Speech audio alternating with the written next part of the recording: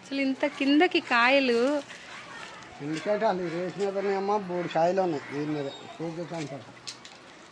అప్పుడు అక్కడ ఎన్ని కాయలు అంటే చూడ అసలు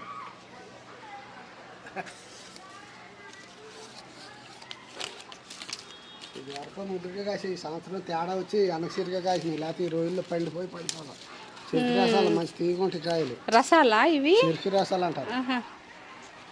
తీగ ఉంటాయి టెంక కూడా నవ్వులేలా